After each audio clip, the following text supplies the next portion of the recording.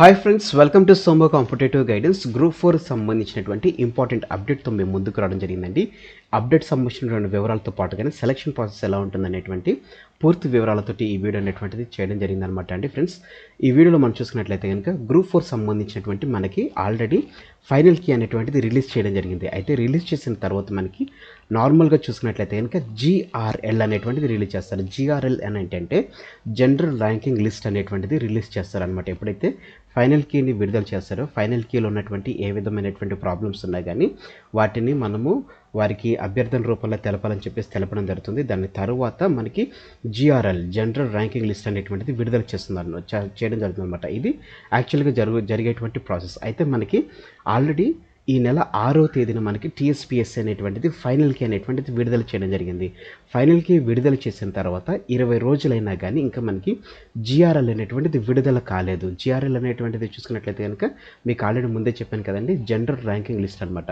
ఈ general ranking list తర్వాత మనకి గ్రూప్ 4 దగ్గర నుంచి మన TSPSC దగ్గర నుంచి 1:2 కానీ లేకపోతే 1:3 రేషియోలో మనకి ఏం చేస్తారంటే అప్పుడు సెలక్షన్ ప్రాసెస్లో ఉన్నటువంటి క్యాండిడేట్స్ని పికప్ చేస్తున్నట్లుగా, అంటే ఒక పోస్ట్కి వచ్చేసి ఇద్దరు లేకపోతే ముగ్గురిని సెలెక్ట్ చేస్తున్నట్లుగా మనకి TSPSC అనేటువంటిది అభ్యర్థులు ఎవరైతే సెలెక్ట్ అయినటువంటి జాబితా వారికి సంబంధించినటువంటి పికప్ లిస్ట్ అనేటువంటి తీసుకోవడం జరుగుతుంది అనమాట.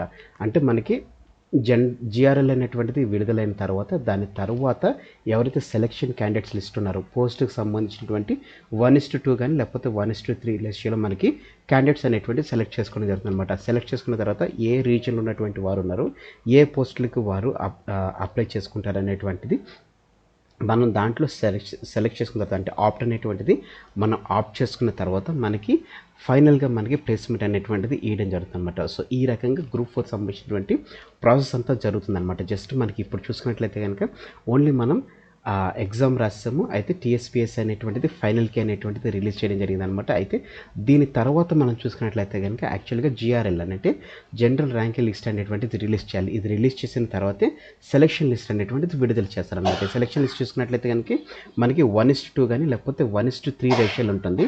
అయితే ఈ 1:2 కానీ 1:3 రేషియో అనేటువంటిది మనకి GRL వచ్చిన తర్వాత మనకు తెలుస్తుంది. కాబట్టి ఇంకా గ్రూప్ 4 సంబంధించినటువంటి GRL అనేటువంటిది ఇంకా ఇప్పుడు రిలీజ్ కాలేదని చెప్పేసి దానికి సంబంధించినటువంటి విడుదలయ్యేటువంటి అవకాశం కూడా లేదని చెప్పేసి TSPSC వర్గాలు తెలుపుతున్నాయండి. అయితే ఈ GRL అనేటువంటిది ఎప్పుడు ఇస్తారని మనం చూసుకున్నట్లయితే కనుక అభ్యర్థులు అన్నటువంటి ఈ ఆందోళన మేరకు TSPSC వర్గాలు ఏమని చెప్తున్నాయంటే ఈ GRL అనేటువంటిది ఎన్నికలు అయిన తర్వాతే, అంటే మనకి నవంబర్ 30 మనకి ఎలక్షన్స్ ఉన్నాయి కాబట్టి ఎలక్షన్స్ అయిన తర్వాతే మనకి GRL అనేటువంటిది రిలీజ్ చేస్తారు. ఆ GRL తర్వాత మనకి సెలక్షన్ లిస్ట్ అనేటువంటిది రిలీజ్ చేస్తారు. దాని తర్వాత ఎవరైతే సెలెక్ట్ అయినటువంటి క్యాండిడేట్స్ ఉన్నారో వారి జాబ్లోకి అటెండ్ అవ్వడం జరుగుతుంది అనమాట. సో ఈ రకంగా ఉంటుందండి.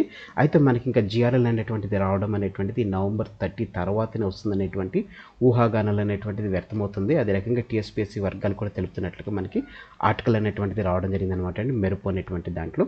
సో ఫ్రెండ్స్, ఇదండి గ్రూప్ 4 సంబంధించినటువంటి ఇంపార్టెంట్ ఇన్ఫర్మేషన్తో కొన్నటువంటి video. Thanks for watching the video. Have a next day. All the best for exams. Bye.